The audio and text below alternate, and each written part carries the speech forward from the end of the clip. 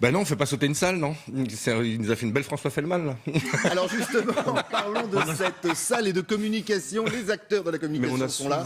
On a souvent parlé de télé-réalité. Là, si on parlait juste 2 secondes de communication informelle, qu'est-ce qu'il raconte? Il a pastelisé la campagne. Il y a du rose, du jaune, du bleu ciel. Donc tout est beau, tout est gai, mais c'est plus de la télé-réalité. On est revenu à Hélène et les garçons. C'est le plateau d'Hélène et les garçons, c'est la cantine de la fac. Lui, il est au milieu de tout ça comme un évangéliste, c'est ce qu'on disait tout à l'heure, en train de hurler comme un gourou, mais il est presque effrayant. Oui, parce que dans le montage, on avait le premier meeting emblématique d'Emmanuel Macron, et là, celui de Marseille, samedi, idem. Mais sur le plan de la communication, c'est presque effroyable parce que finalement, tous les atouts qu'il avait au début de la campagne, la jeunesse, l'empathie, le désir de changement, il les a cachés derrière cette gadgetisation de la campagne qui fait qu'aujourd'hui, franchement, moi j'ai regardé tout le meeting hier soir, je l'ai regardé sur YouTube pour être précis, mais je me suis endormi. Il n'a strictement rien annoncé d'intéressant. C'est terrible pour lui. Et en même temps, il y a une logique, parce qu'en fait, Emmanuel Macron a construit sa campagne sur de la pédagogie. Et en fait, la première chose que l'on regarde quand on conseille un dirigeant, c'est qu'on le laisse parler naturellement pour comprendre qui il est et faire une sorte de profil de sa personnalité, surtout de sa façon de communiquer. Dans les grandes lignes, il y a 3 profils. Vous avez les émotionnels, type Mélenchon, Le Pen, qui parlent avec leur cœur, qui parlent avec leurs émotions. Vous avez les factuels, comme Hamon, Fillon, qui sont des hommes très structurés, qui répondent par des faits. Et vous avez une 3e catégorie, qui sont des gens qui ont besoin de tout expliquer. On appelle ça plutôt les narrateurs. Et Emmanuel Macron est un narrateur. Et là, il est en train de jouer... avoir une prestance, je vous suis, et une voix pour narrer. Voilà. Et il est en train de jouer contre nature, parce qu'il ne faut pas oublier que c'est un homme très introverti. C'est pas un communicant naturel, Emmanuel Macron. C'est un Donc introverti. si je vous suis, c'est quelqu'un qu'on a fabriqué. Et là, aujourd'hui, il a surtout une gestuelle qui nous rappelle un autre Roquet. Il s'est mis en scène par l'apprentissage du théâtre depuis tout petit. Et petit à petit, c'est un homme qui travaille énormément, qui est très intelligent, qui apprend vite. Donc on l'a formaté pour des discours. Il est dans sa zone de confort. Il explique son programme qu'il connaît par cœur. Là, il change de ton parce que maintenant, on est à 3 semaines. Il est en tête, donc il a une très forte pression. Et il doit attaquer. Il ne sait pas attaquer, parce que quand on attaque, il faut vraiment relâcher ses émotions. Moi, je pense que... Non, mais... Dès qu'il a une attaque, ça sonne faux. Mais je crois qu'on est entré dans l'ère post-politique, là. Je crois que c'est un fait. C'est-à-dire qu'on a devant nous... c'est quoi l'ère post-politique? On a un télé-évangéliste, on le disait aussi ensemble. C'est-à-dire qu'on a quelqu'un qui est en fait un manager. On est dans un grand team building. Il y a des équipes rouges, vertes, bleues. Sortons les post-it. Allez, levez-vous tous ensemble. C'est le candidat. Et on s'applaudit. Et on s'applaudit. On n'a pas de slogan. On a Emmanuel Macron président. Point barre. Il n'y a pas le programme, certes, il est développé, sauf que c'est un peu pour séduire un peu tout le monde. C'est-à-dire que c'est vraiment du marketing politique. Chacun va retrouver... De très bas étage, pardon. De très bas étage, chacun va retrouver ce qui compte. Est-ce que vous pensez ça? Est-ce qu'on a atteint ce week-end les limites et du personnage et de la communication en politique? Moi, je pense, parce que quand on regarde sa gestuelle, uniquement, sans écouter, faites l'exercice, il imite Nicolas Sarkozy. Il bouge les épaules, il bouge la tête comme ça. Il a la gestuelle de Sarkozy. On a l'impression qu'il a... Et vous pensez que ça a été programme étudié de Hollande, la gestuelle de Sarkozy. En gros, c'est une sorte de synthèse. Emmanuel Macron, c'est un produit, je suis tout à fait d'accord avec ce qui a été dit, c'est un produit qui a été fabriqué. Il est probablement le jouet ou la marionnette de quelqu'un qui aurait aimé pouvoir se présenter, mais qui malheureusement n'en a pas pu. On va y revenir. C'est donc le nom que vous avez prononcé, mon cher Christophe. et finalement, il prend un petit peu de chacun. Mais au fond, ça donne quoi? Ça donne rien. C'est pas un produit. On parlait de marketing. C'est un trou noir. On a une marketing. Alors évidemment, on va en avoir des problèmes à la maîtresse. S'il est au second tour, on est mort. C'est-à-dire que c'est ça, c'est une espèce de force, mais il n'y a rien. C'est un candidat de synthèse, voire un artefact pur et dur, quoi. Un artefact. Non, mais c'est le triangle des Bermudes. Je suis d'accord. C'est ça. C'est le triangle des Bermudes. Et il retire de toute matière les choses. Après, j'en souris d'habitude. Je suis plutôt en colère parce que enfin. Oui, c'est vrai. Là, vous avez l'air pas résigné, mais parce qu'on va pas se raconter de bêtises. Ce type est dangereux. Il est dangereux, son programme est dangereux. Et quand il attaque le Front National, c'est la seule chose sur laquelle il a raison, de dire que c'est le candidat qui est le plus frontal avec le Front National. Parce que c'est le candidat le plus populiste, avec le programme qui se rapproche le plus. Sa mesure économique phare a été vendue par Jean-Marie Le Pen 2 fois de suite et par sa fille ensuite. Mais donc, il est dangereux pour le Front National parce qu'il il est dangereux pour nous, pour les Français. Oui, mais il est dangereux pour le Front National et c'est pour ça que Marine Le Pen le combat comme ça. Et c'est pour ça que dans une hypothèse de second tour, Macron-Le Pen, il est donné vainqueur. C'est parce que finalement, il est beaucoup plus politiquement correct. Et tout le monde va voter pour lui si jamais on se retrouve enfin, dans cette hypothèse. son front républicain, c'est surtout aussi parce qu'il a aussi pas grand-chose à vendre derrière et que c'est alors, si vous êtes d'accord, mes amis, nous allons continuer, parce que c'est un peu notre but dans cette émission, en images, toujours Marseille. Décidément, il s'est passé beaucoup de choses ce week-end à Marseille. Toujours Emmanuel Macron, mais autre contexte. Regardez. Aujourd'hui, et comme on dit ici, on craint des gains. Les Français, ils sont bons. Pas bonjour à moi. Oui, j'ai jamais dit un truc comme ça. Ne me touchez pas. Ne me touchez pas. Ne me touchez pas. Lève ta main, mon frère. Ne me touche pas. Vous dites que les Français, c'était bon en rien et vous venez là. Non, vous avez dit que les Français, c'était bon en rien. On est d'accord ou pas? Je n'ai jamais dit ça. Vous ne passerez pas. On n'a jamais voté, on votera pour. Quinquennat. Mais oui, mais les Français sont intelligents, ça fait plaisir de voir ça. C'est que les gens sont intelligents. Par contre, c'est là où on voit le danger, c'est qu'il dit... D'habitude, on vote pas, et là, on va voter pour pas que vous passiez. C'est-à-dire que vous votez pour qui? Oui, c'est ça, et c'est là où il y a un vrai danger. C'est là où il y a un danger. Mais ce monsieur, comme vous le dites, il a dit tout haut ce qu'on est en train de dire ici dans cette atmosphère feutrée. Il est le candidat de la suite. Il est le garant de la continuité du programme de François Hollande. Et je pense qu'il a eu vraiment tort de s'afficher avec des soutiens qui sont des soutiens qui l'institutionnalisent. Il avait une stratégie de rupture. Il a été parfois victime de ses soutiens, notamment le dernier la semaine dernière. Non, mais enfin, ses soutiens, quel soutien? Enfin, il ratisse large. Attends, Delanoë. Non mais c'est ça. Enfin, Delanoë, ça me rappelle les méthodes de Clichy. Enfin, on va arrêter les Manuel Valls. Manuel Valls, c'est qui? Enfin, c'est toute la Hollandie. Toute la Hollandie. Pas seulement. Mais d'où l'image à Estrosi, ce d'ailleurs. monsieur en question là, il se rappelle de ça. On va y revenir sur cette image parce qu'elle a fait couler beaucoup d'encre. Alors des attaques, il y en a eu. Je vous le disais, des pleurs. L'idée quand même de rendre coup pour coup entre les candidats. Et puis il y a cette image. Stéphane Attal essayait de la dessiner, voire de la contourner. Eh bien, on l'a, une image d'ailleurs, un nom aussi. C'était milieu de semaine dernière. Elle venait de François Fillon. Il a continué autre meeting. C'était en Corse. Écoutez. Il faut faire éclater notre volonté d'alternance. Celle d'une alternance forte, pas d'une alternance molle. Faites tomber les masques d'Emmanuel Hollande ou de François Macron, peu importe. Nos compatriotes se moquent bien de ce bal masqué politique. Ils savent bien que sous un pavillon de complaisance différent, c'est bien la même marchandise frelatée qui se trouve dans les cales et c'est surtout le même équipage. Alors, réaction bien évidemment dans quelques instants sur ce que vous venez d'entendre, mais puisqu'on est dans le Emmanuel Hollande ou dans le François Macron, regardez.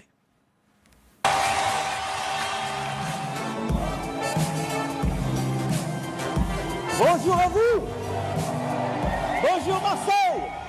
Amis des Bouches-du-Rhône, amis de Marseille. Ville de mon cœur, je vois les Arméniens. Je pense aussi aux Italiens. Les Italiens. Aux Comoriens. Les Comoriens. Les Algériens. Algériens, Sénégalais. Je vois les Maliens. Les Sénégalais. Les Maghrébins recrutés dans les villages. Les Marocains. Les Tunisiens. Et je n'oublie pas tous les autres. J'en vois des tas d'autres que je n'ai pas cités. Mais je vois quoi? Voilà Marseille. Je vois quoi? Je vois des Français. J'aime Marseille parce que j'aime la France. Voilà, une séquence réalisée sans trucage. Il ne s'agit simplement que de montage. Commentaire pendant justement, autant tout vous dire, c'est la franchise dans la médiasphère de Ludovic Delerche. Il ne voit quoi? Il ne voit plus rien.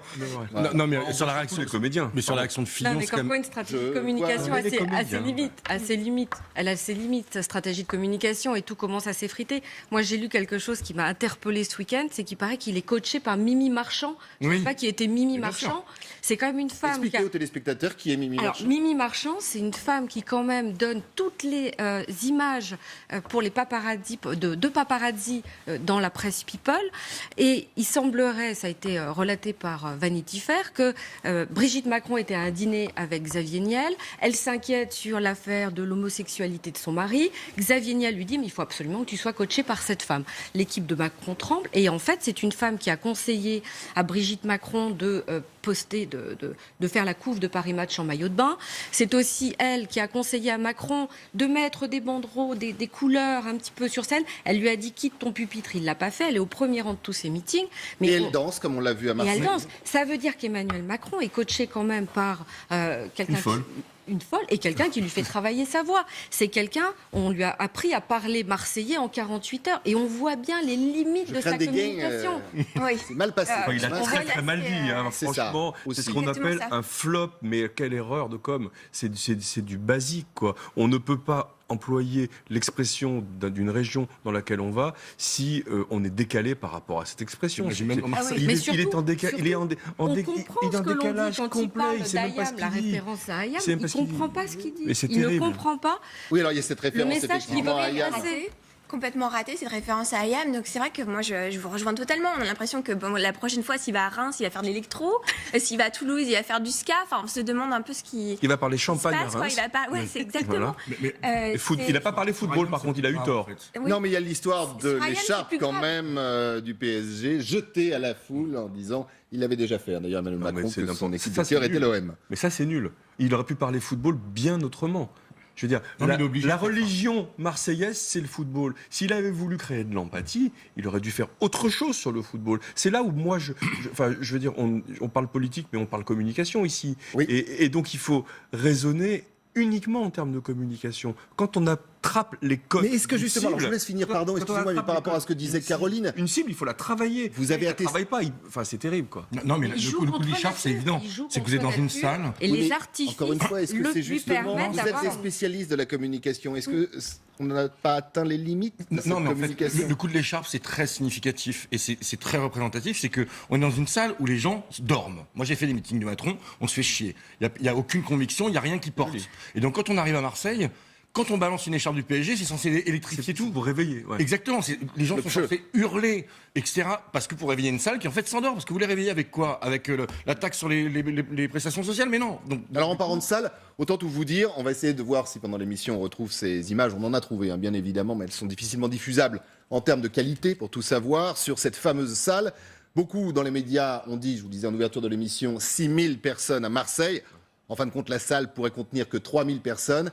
Et dans certaines images, on voit que cette salle était à moitié pleine, ou au quart vide. En tout cas, voilà.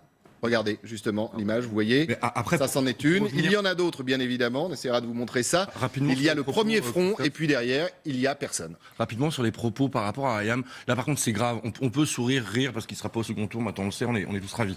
Mais par contre sur Ayam c'est grave, parce qu'on prend un morceau emblématique d'un groupe marseillais, mais qui en fait parle pas que de Marseille. Il parle du déterminisme social, qui fait que quand on est un enfant et qu'on est dans une famille pauvre, c'est beaucoup plus compliqué que quand on est dans une famille riche. Et ce texte est splendide. Il est beau, entre cache doré, cache d'acier, etc. C'est ciselé, c'est du Ayam. Et, alors soit c'est un neuneu qui a juste repris le texte et qui n'a pas été foutu d'écouter le titre, mais c'est vraiment de l'incompétence. Et qui n'a pas compris le sens. Soit c'est du cynisme, parce qu'il commence sa phrase par « Non, nous sommes bien tous nés sur la même étoile ». Donc l'air de dire « Ayam, vous avez tort ». Et là, c'est une grosse erreur. Et là, c'est une erreur et un cynisme qui, là, par contre, est beaucoup plus grave et beaucoup plus indigne, en fait, que simplement Kiki qui fait de la politique. Moi, je vais vous dire,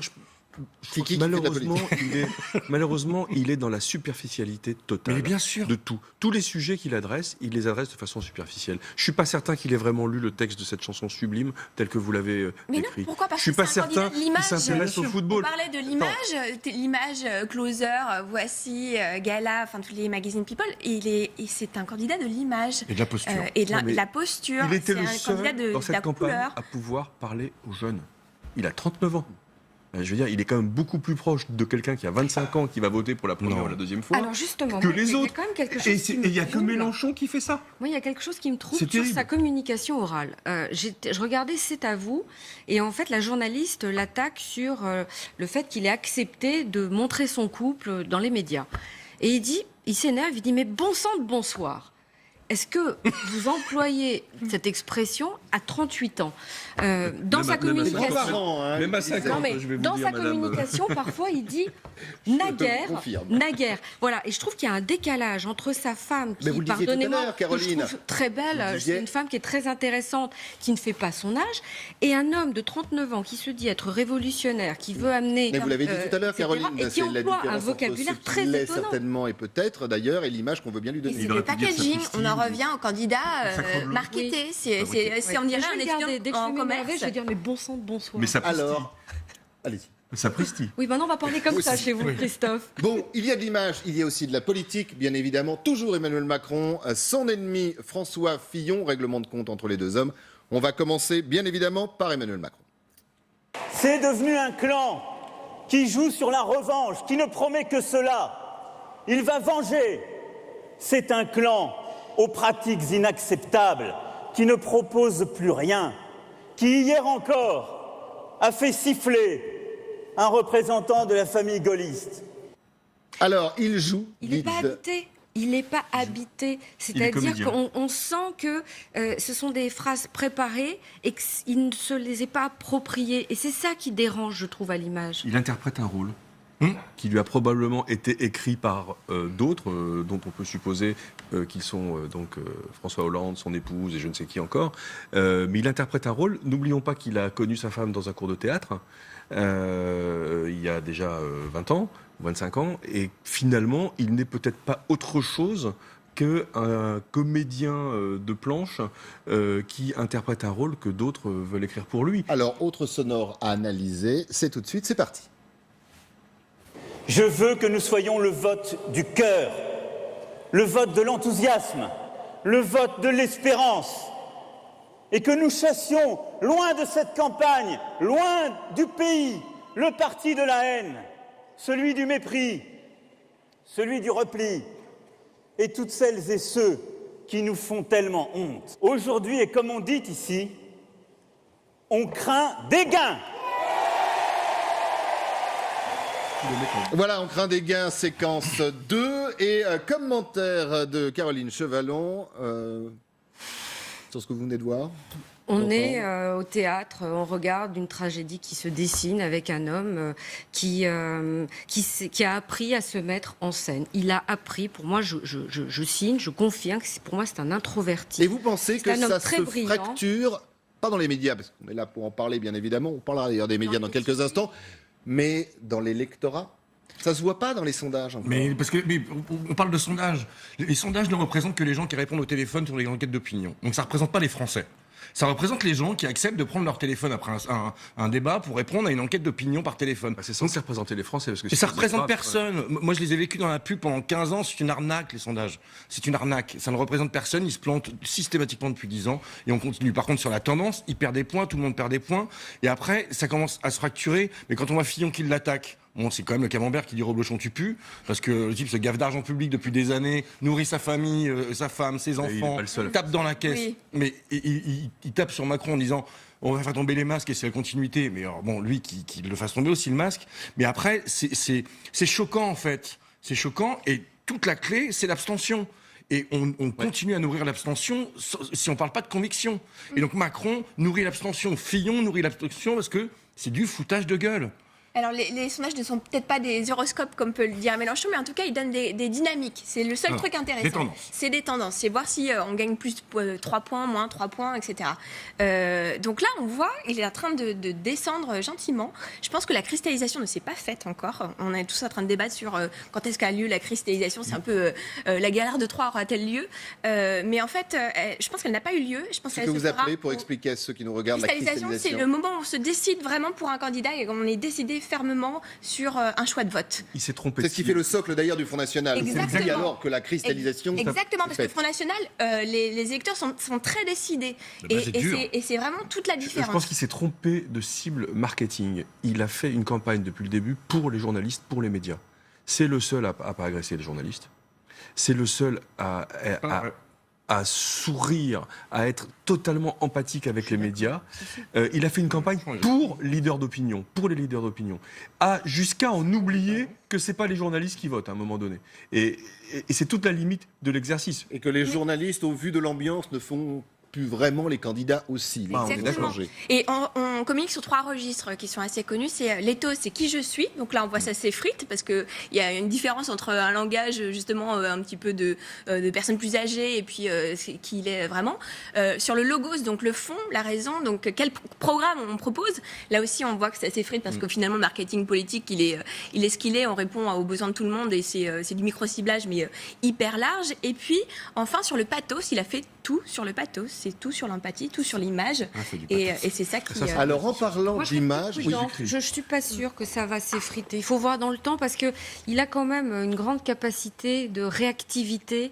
Dès qu'il sent qu'un danger arrive, il réagit extrêmement vite et il désamorce régulièrement. Alors, voilà. On verra effectivement demain pour ce débat. On en parlera bien évidemment dans la médiasphère en termes d'image et peut-être justement dans cette expression de savoir s'adapter, voire de semer la zizanie. Il y a une autre séquence. Là aussi, c'était ce week-end. Regardez, rencontre entre Emmanuel Macron et Christian Estrosi. Les vrais ennemis. Avec le pot de dragibus juste devant. C'est de l'incompétence, parce que n'importe quel homme politique aurait refusé ça. D'avoir Kiki avec sa petite bonbonne de dragibus face à lui, en train de parler avec Estrosi, en termes d'image, sachant ce qu'il incarne et sa jeunesse, qui est souvent taclée par les autres, dans vraiment n'importe quel... S'il avait une équipe de com un peu compétente autour de lui, ils auraient dû refuser ce pot à bonbons face à lui. Enfin, c'est Brigitte qui lui a amené son goûter, parce que Kiki va parler pendant 1 heure avec Estrosi. Si on parle d'image et de com, rien que la lumière, donc l'éclairage de ce reportage, il est raté. Il y a un côté tamisé. Il est raté. Mais pourquoi Rencontre secrète, non? Parce que ça a été fait au dernier moment, cette histoire. Ça a été dealé dans la nuit entre les équipes. Ça s'est organisé le lendemain. Et bien pourquoi? Pour contrer on va y revenir. Pour contrer Emmanuel Hollande, lancé par Fillon. C'est-à-dire que là, on avait tous les valsis qui arrivent. Et Estrosi, sarkozyste, se prête au jeu. Bien sûr. Bien sûr. Et puis il est redevable d'une certaine façon. Parce que l'homme qu'on a vu sauter sur scène, genre qui ne saute pas n'est pas Macron, c'est l'homme qui a permis à Estrosi d'être le président de région. C'est-à-dire qu'il est redevable, Estrosi, d'une certaine façon, et il joue aussi le fait qu'il a été hué la veille dans un meeting pour défendre François Fillon, et qu'il a toujours appelé à voter Juppé. Il a demandé à Fillon de se désister plusieurs fois. Il cherche un job. Non, mais sur 48 heures, il a vu ces deux. Mais ça vient pas d'Estrosi, hein. C'est En Marche qui a contacté Estrosi. Oui, mais il a accepté. Enfin, il a accepté. Sauf que lui a accepté en disant OK, mais je veux de la télé. Et il veut une image, ce qui n'était pas prévu par En Marche au départ. Et c'est pour ça que c'est pour le savoir, elle peut être désastreuse. Non, mais c'est pour ça que c'est monté. Ça lui sert à quoi à Estrosi d'avoir une image? Il est candidat à rien, sauf évidemment à avoir un job chez Macron, chez Fillon. Mais comme tous les opportunistes. Il y a l'ouverture, justement, notamment au centre et à droite, prônée par Emmanuel Macron. Oui, et c'est très risqué pour Macron parce que justement, Estrosi est quand même quelqu'un qui est très clivant pour la gauche. C'est contre Christiane Taubira, contre le mariage pour tous. Enfin, c'est des choses un petit peu fortes et iconiques. Enfin, il s'est attaqué à ça, quoi. Mais il en a besoin en PACA pour les législatives. Je vous laisse continuer si vous êtes d'accord sur le sujet. On va juste écouter ça. Estrosi, c'est un signe. C'est-à-dire que vous voyez bien que il y a des responsables politiques nombreux qui regardent l'avenir en pensant qu'on va devoir travailler ensemble. On partage l'essentiel Estrosi-Macron. Mais ça, c'est génial. On a fait du chemin. Hein. C'est aussi le mot ralliement qui est utilisé dans cette campagne à tout va. Alors, ralliement, là, ils ont inventé un nouveau jeu. C'est-à-dire qu'on avait le ni oui ni non. C'est le ni ralliement ni soutien. Donc, on a une visite républicaine qui veut bien dire ce qu'elle veut dire d'une certaine façon. On est quand même très, très loin des belles campagnes politiques. Hein. Je veux dire, depuis... Est-ce qu'on n'est pas aussi très loin des préoccupations des Français? Bien, parce que les belles campagnes politiques répondent à des attentes du peuple. Et aujourd'hui, la campagne politique, elle répond soit des attentes des réseaux sociaux, soit des attentes des journalistes. Non, mais ce qui peut... Moi, j'ai juste une citation que je trouve assez intéressante, qui dit Estrosi, c'est la banalisation du discours de l'extrême droite. Il ne cesse de préparer un nid douillet au Front National. Mais là, ça, c'est le mouvement En Marche il y a 1 an. Donc on voit la profondeur des convictions, et ça, c'est grave, parce que c'est pas tellement parler aux Français de leurs problèmes, parce que ça, c'est pas très intéressant, mais le fond pédagogique, de réconcilier avec la vie politique, avec la vie citoyenne, de construire un projet, et en plus, d'arrêter de mentir. Parce qu'on continue de mentir. Ce matin, la Bourse de Paris est en train de battre tous les records. Donc notre économie va très bien. Pourtant, ils nous disent que ça va très mal. Sur la xénophobie, le racisme, on l'entretient parce que c'est ça qui est grave en fait. C'est que non seulement la campagne est creuse, mais surtout, c'est pas de parler des problèmes aux Français. C'est surtout d'avoir une vraie logique de pédagogie, de réconciliation avec la politique et de reconstruction d'un avenir commun. C'est pour ça qu'on est vraiment dans l'ère post-politique. Exactement. Et je pense que c'est ça qui émerge, c'est-à-dire que c'est le candidat du moment. C'est-à-dire le candidat qui ne parle pas du sens, justement, qui est sur la forme et sur l'image, et il agrège un peu tout ça. Est-ce que vous voulez entendre une réaction politique à ces séquences qu'on vient de voir, et vous allez pouvoir continuer sur le terrain où vous étiez. C'est parti. Monsieur Estrosi à Marseille reçoit Monsieur Macron.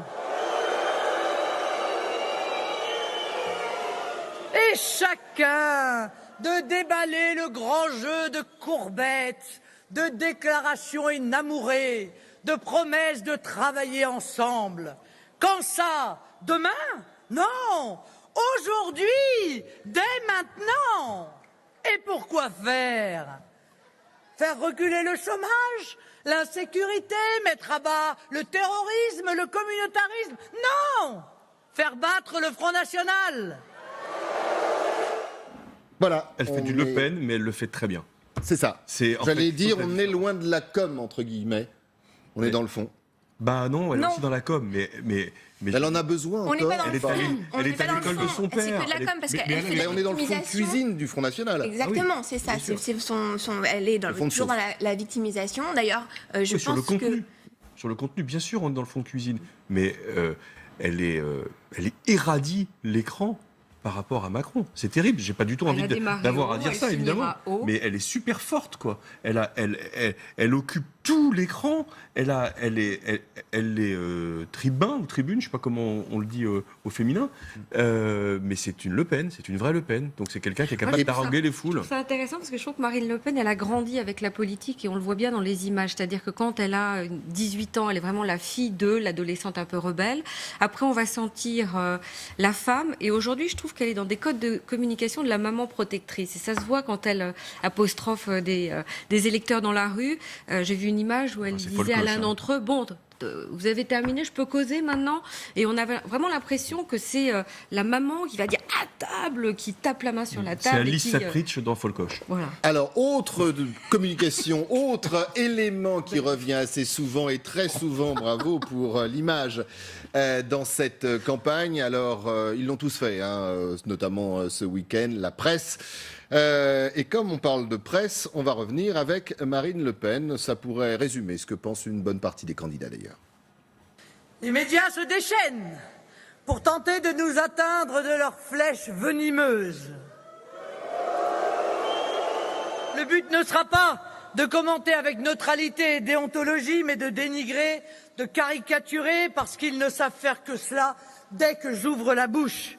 Sûrement auront-ils à peine écouté le discours d'ailleurs, mais plus d'un Français n'est dupe de cela. Les médias encore. Mais elle est super forte. On parle quand même d'un parti qui a organisé une fraude fiscale à grande échelle avec des sociétés écrans qui vendent des kits de campagne qui sont remboursés avec l'argent public. Donc c'est une escroquerie à grande échelle.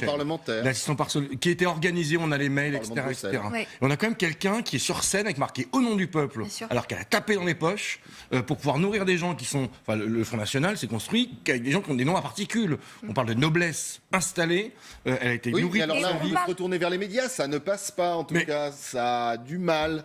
C'est pas François Fillon. Et on a quelqu'un qui parle aussi à l'électorat le plus populaire, alors que c'est quand même quelqu'un qui vient aussi d'une grande bourgeoisie. Il y a une espèce de hiatus comme ça, et pourtant tout passe. Tout est calculé dans les vêtements. D'ailleurs, je sais pas si vous avez vu. Tout simplement parce qu'on s'y attend. La concernant. Sur l'Europe, c'est évidemment on s'y attend. Ce qui a provoqué l'affaire Fillon, c'est qu'on ne s'y attendait pas.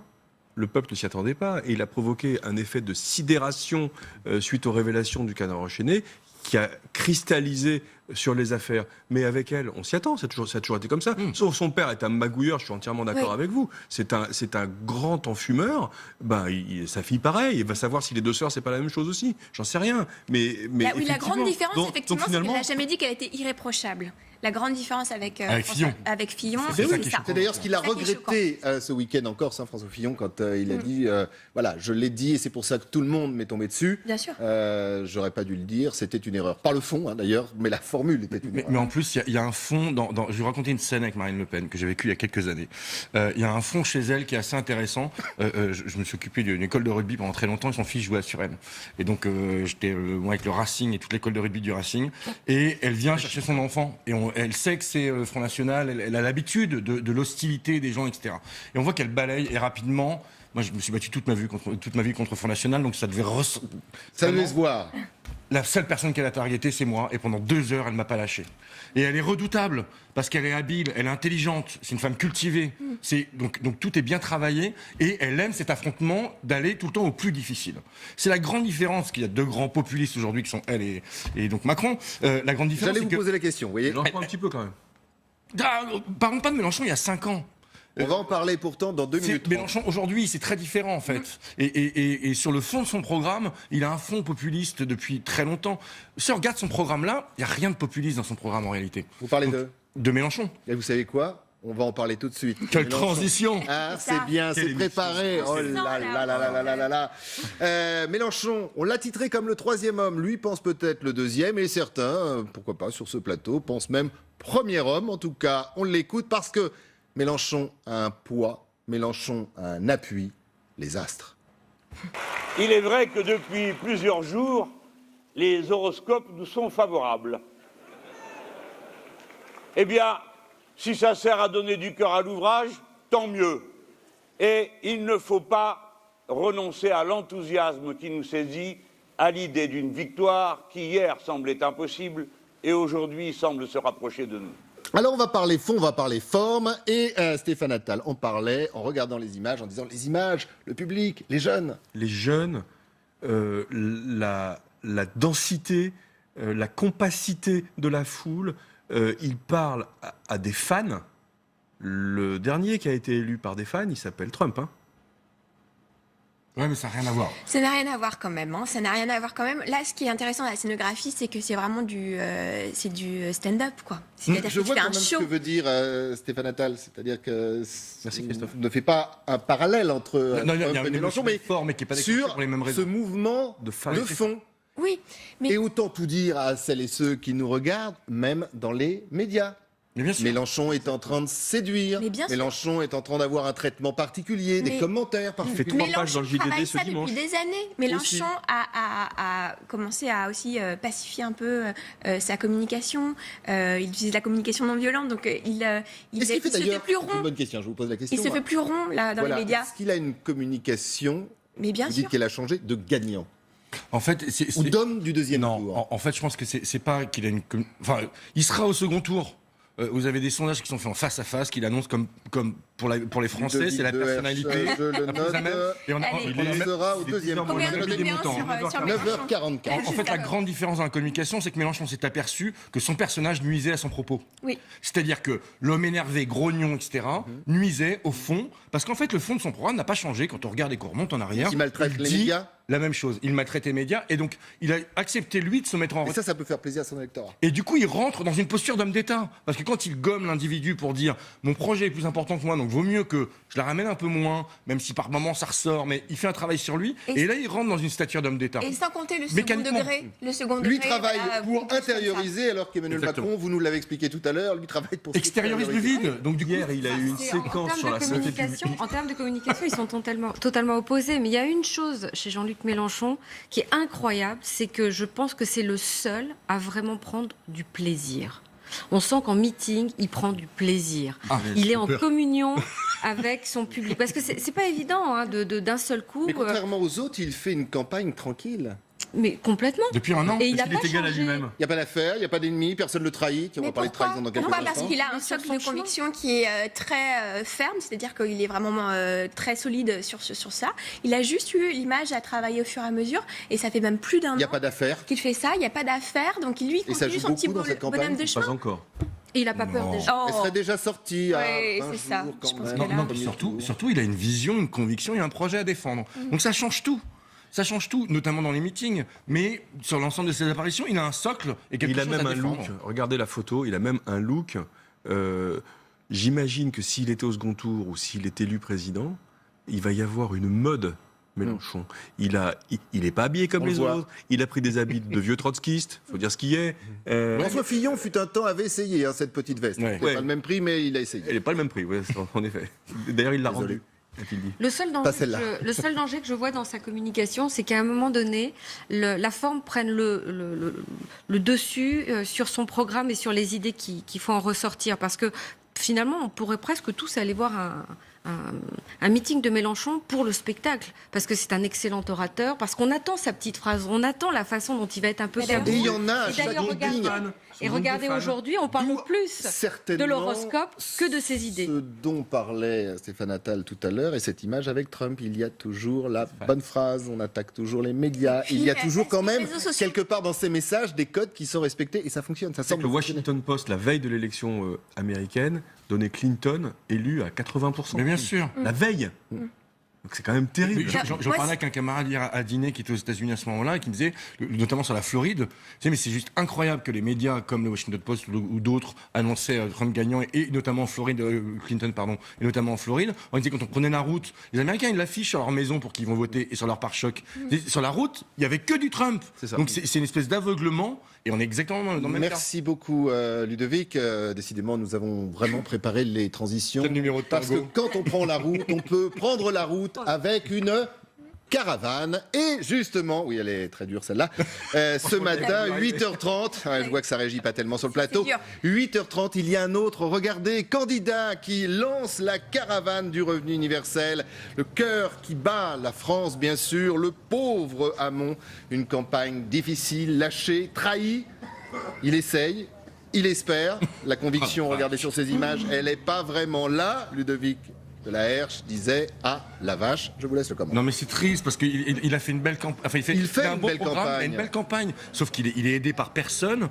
Il est trahi par tout le monde. C'est le seul qui parle d'amour. On en a déjà parlé. Son discours d'investiture, le soir où il est élu aux primaires, enfin il est désigné pardon aux primaires, est magnifique. C'est l'un des plus beaux discours qu'on a entendu depuis très longtemps. Alors prendre Donc des c'est caravanes quand même triste. pour expliquer son revenu universel sur lequel il est revenu, c'est un peu Mais il faut qu'il aille compliqué. jusqu'au bout, qu'il fasse griller des hérissons dans un caddie. Mais c'est je la sais pas. caravane, c'est un principe c'était le principe de Montebourg qui avait fait une caravane comme ça qui circulait un petit peu partout. D'ailleurs, C'est vrai qu'il est- l'idée Ouais. Ouais.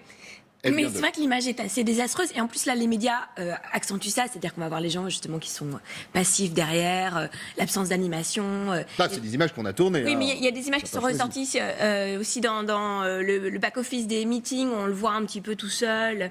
Et effectivement, il fait une campagne tout seul. C'est le seul à faire vraiment campagne, en plus, véritablement. Et voilà. Mais on le disait a en été antenne, premier à c'est le seul aussi. Enfin, c'est l'un de ceux qui fait une belle campagne, une vraie campagne. S'il n'y avait pas autant de trahison, si certains n'avaient pas décidé de régler le sort du PS au-delà d'Hamon. Mais il a été le premier à trahir quand il était Ouais, dans les frondeurs. il paye. Il faut savoir qu'il paye aujourd'hui ce qu'il a lancé il y a 2 ans et demi à peu près. C'est possible que ce soit ça, tout simplement. Il fait effectivement une belle campagne. En tant que candidat, je trouve que c'est un bon candidat. Beaucoup de monde à son Il meeting, a, notamment. il a de vrais sujets, il a de vraies propositions. On peut être d'accord ou pas d'accord, mais en tout cas, sur le plan du marketing, sur le plan du contenu et sur le plan de la façon dont il l'exprime, c'est-à-dire la communication, c'est un bon client. Le problème, c'est qu'il manque d'audibilité, parce qu'il est cassé de l'intérieur, il est cassé sur sa gauche par Mélenchon, il est cassé sur le centre par Macron, et maintenant il est cassé par Valls qui veut récupérer le parti. Et dit-on par François Hollande qui veut l'éliminer. Oui, parce que de toute façon, Macron, Valls Mais, et Hollande, en c'est à peu fait, près la même maison. Hein. Et on l'a déjà dit ici, on en a déjà parlé ici, mais ce qui est choquant, c'est que ça reste encore une fois un non-respect démocratique. C'est-à-dire qu'il y a eu des primaires, des gens ont voté, et d'ailleurs il y a un mouvement qui s'est lancé qui est très intéressant, et je l'ai fait, pour aller porter plainte au commissariat pour abus de confiance pour les gens qui ont voté à la primaire socialiste. Ça commence quand Mais ça y est, C'est lancé il y a plus d'une centaine de plaintes déjà qui ont déjà été déposées, on les regroupe, etc. Parce que le Parti socialiste est censé exclure Valls, qui s'est engagé sur l'honneur à suivre le candidat de la primaire. Les gens ont payé pour. Donc si vous avez payé 2 €, je vous invite à aller porter plainte au commissariat de police. C'est Judas. Pour abus de confiance. Exact. Et la plainte est recevable pour qu'on récupère au moins nos 2 €. Et mais quand derrière, on portefeuille, on connaît tous. On va suivre d'ailleurs cette plainte pour l'instant. Vous dites combien? 100 personnes Il y a un peu plus de 200 personnes qui ont déposé plainte. Et il y a une pétition qui Il y a une circule. pétition. Et il y a aussi une pétition. Quand vous reviendrez la semaine prochaine, on fera le point. prendra les chiffres. Bien évidemment. On connaît tous le spin doctor derrière tout ça. Il a vieilli. Il a vieilli. Moi, je dirais qu'il a toujours eu un problème d'image et qu'il n'a pas un mental de leader et on ne le voit pas descendre les Champs-Élysées et lui-même n'y croit pas. Oui, mais en attendant, il fait le job sur un terrain qui est intéressant, c'est qu'il fait un job de démocratie, de pédagogie, pardon. Ça suffit pas. Oui, mais c'est nécessaire. Et aujourd'hui, on en a nécessaire, mais pas besoin. Mais on est peut-être justement sur le parallèle dont on parle dans cette émission depuis le début de cette campagne entre le décorum, l'image, Exactement. le spectacle et la Les réalité. nouveaux entrants et ceux qui sont là depuis Et le longtemps. terrain. Le Pen est là depuis très longtemps. Mélenchon, c'est quelqu'un qu'on connaît. Ce sont des personnages qu'on suit au fur et à mesure, un peu comme des saisons finalement d'un feuilleton. Et là, ils arrivent, ils ont peu de temps pour. Macron aurait C'est comme dû si Hamon, c'était pas son heure. exploser la campagne. Il y avait vraiment C'est pas de maintenant. quoi faire pour lui. Ouais. Pour lui. C'est dommage. Eh bien, nous allons nous quitter sur ces paroles. C'est dommage. Ce qui n'est pas dommage, c'est qu'on se retrouve demain, même heure, même endroit. Ce qui n'est pas dommage, c'est merci à vous de nous suivre. Merci à vous d'être sur ce plateau. Allez, petit coup de pouce à la campagne de Benoît Hamon. On se quitte sur ces images et en chanson.